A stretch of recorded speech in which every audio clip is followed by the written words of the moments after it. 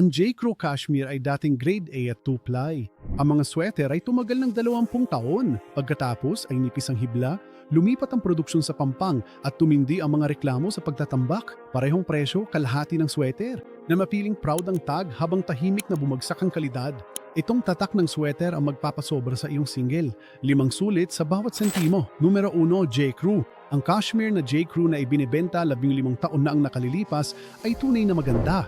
Grade A fiber, kadalasang 2-ply, totoong bigat na mararamdaman mo kapag ikinuyo mo ang iyong kamay dito. Paulit-ulit pa rin ang mga sweater na yan ng mga lalaki na yon. At yun mismo ang punto. Nagtagal sila. Noong mga taon ng dekada 2000, nagbago ang takbo ng usapin. Lumiit ang mga basic na piraso, bumaba ang kalidad ng plywood, at nalipat sa ibang bansa ang produksyon.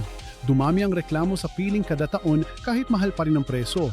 Hindi sapat ang etiketa at napatunayan ito ng J.Crew sa loob ng isang dekada. Ngayon, naglabas sila ng bagong cashmere line na may mas pinong hibla at sourcing badge para muling makuha ang tiwala. Pero nananatili ang hatol. Ibinenta nila ang sirang cashmere sa buong presyo sa loob ng 10 taon. Nasa ibang bansa pa rin ang produksyon, premium pa rin ang presyo, di mabubura ng badge ang dekadang mga manipis na sweater. Pangalawa, Banana Republic. Narito ang isang 10 segundong pagsubok na nagpapakita nito sa rack. Baliktarin ang sweater papasok palabas at tingnan ng tahi. Ang cut and sew na paraan ay mas mabilis at mura, pero madaling masira. Mas mainam ang fully fashioned dahil hinabi ito ayon sa hugis.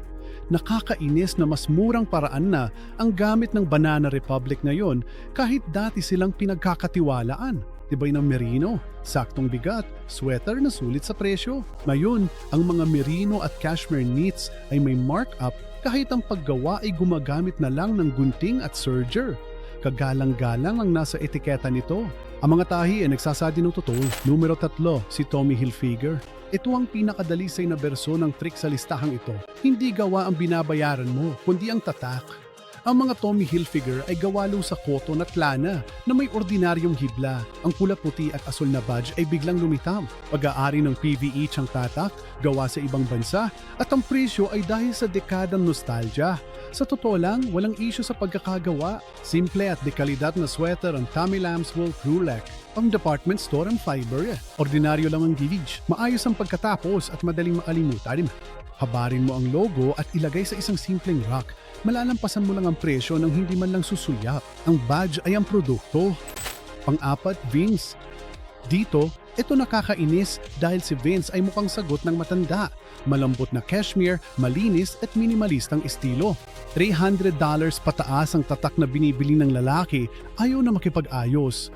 Pero suriin ang knit. Ang cashmere ay mas manipis kaysa sa presyo nito.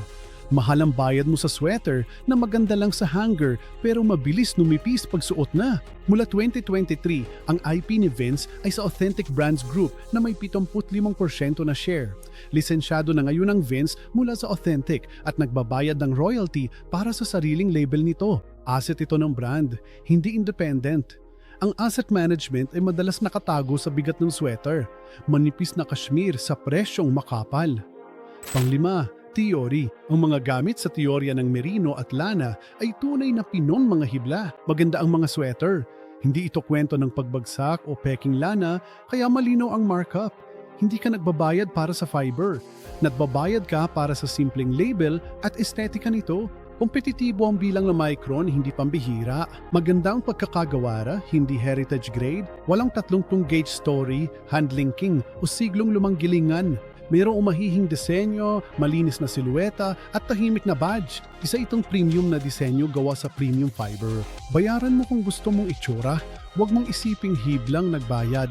Pang-6, All Saints. Ang mga meeting ay mukhang seryoso, makapal, arkitektura at medyo rebelde. Nasa $300 ang litrato, mula $180 hanggang $250. Tingnan ng fiber tag. Kadalasan, halong acrylic na lana ito, hindi purong fiber. Plastic ang acrylic. Madali itong uminit at lumabo, kumakapit ang amoy, at walang sirkulasyon ng hangin o kontrol sa temperatura kumpara sa totoong lana. Ang isang timpla sa presyong timpla ay tapat, ang parehong timpla sa presyong designer ay iba.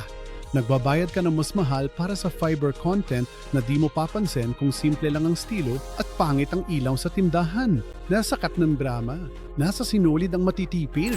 Numero 7, Brooks Brothers. Itinatag noong 1818, ang kilalang mananahay na ito ay subok na ng henerasyon. Ang kanilang Shetland sweater, Saxon wool at lamb wool crewneck ay pangunahin ng 40 taon. Totoo ang pamana na iyon. Dumating ang 2020, dahil sa pandemya at utang, nabangkarote ang Brooks Brothers. Nakuha ito ng Simon Property at Authentic Brands na naitong early 2025 ay nakipagsanib sa JCPenney bilang Catalyst Brands. Shareholder dito ang Shein, isang fast fashion giant. Ang dating bihisa ng mga pangulo ay kasama na mayon sa boardroom ang isang fast fashion platform. Dating mga customer ay nag-ulat din ng ganito sa mga review. Manipis na knitting, gawa sa ibang bansa, mas magaan pero mahal pa rin dahil sa brand. Ang badge ay 2 siglong pinaghirapang tiwala na ipinagpalit sa hindi nararapat na sweater. Ngayon, narito ang 5 kumikita sa bawat dolyar. Una, si John Smedley. Gumagawa ang John Smedley sa Leah Mills, Derbyshire, England mula noong 1784, ang pinakalumang knitwear factory na aktibo pa rin sa mundo. Gawa ito sa pinong merino ng South Island, New Zealand na hinabi sa Italia gamit ang Sea Island cotton. Sukat at lumpo ito. Ito ay 10 gauge. Ang 30 gauge ay nangangahulugang mas pino, siksik at maraming tahe kada pulgada. Kaya ang mga sweater na ito ay matibay at hindi kumukupas. Bawat piraso ay hinabi at binuo ng buo, hindi pinuputol. Ang tatak ay may royal warrant mula kay Haring Charles noong 2024 na gawa sa England. Ang $250 hanggang $350 ay para sa sweater na mas matibay kaysa sa karamihan ng damit dito. Ikalawa, ang William Lucky mula Hawick, Scotland noong 1874 at family run pa rin.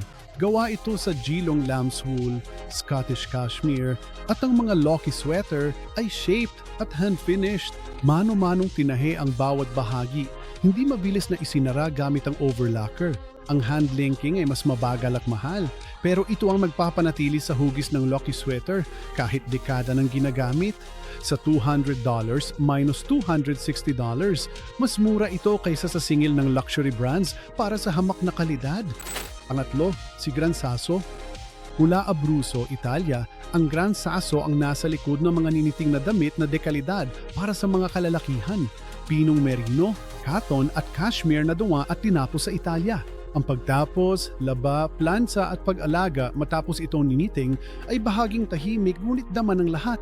Ang Italian finishing ay may tekstura at tahi na di mapapantayan ng mura at mabilis na gawa. Ang merino at bulak ay $150 hanggang $250, habang ang cashmere ay nasa $250 hanggang $400. Napupunta ang pera sa sweater, hindi sa lisensya. Pang-apat, ang Inis Meain. Mula sa Aran Islands ng Ireland, isang family business ang gumagawa ng original. Hindi ito mall-style Aran sweater, kundi tunay na niniting mula sa mga tradisyonal na disenyo. Pamana ang mga disenyo, hindi dekorasyon. Ang Inis Meain ay gawa sa mga premium na hibla, extra fine merino, alpaca, baby camel, cashmere at Irish linen. Gawa sa pinagmula ng tradisyon. Sa $300 makakabili ka ng dekalidad na gawang kamay na sweater na may pinagmulan, may kwento at nagpapanatili ng isang buhay na tradisyon. Ang 5, Uniqlo. Nasa $50 lang ang extra fine merino. Tunay at pino itong merino fiber sa napakamurang presyo. Ang cashmere naman ay nasa $80 hanggang $100. Tunay na cashmere ito na simple at malambot. Hindi si John Smedley. At sulit na sabihin niya nung diretso. Yon mismo ang punto. Kapag ang $50 na Uniqlo merino ay mas sulit sa $180 na All Saints, hindi na makatwira ng mahal na presyo nito. Ito ang balangka sa madali. Basahin ang thread, basahin ang fly dahil halos palaging natatalo ng 2-ply ang isa. Tingnan ang gauge, mas pino, ibig sabihin mas siksik at matibay. Suriin ang gawa, kamay na hinubog at tinabas, at alamin ang pinagmulan nito. Ang 20 taong lana ay hindi himala. Ito ay ply, gauge at isang gilingan na mahalaga pa sin. Gumagana pa rin na may gilingan na yun. Kung alam mo ang kanilang mga pangalan,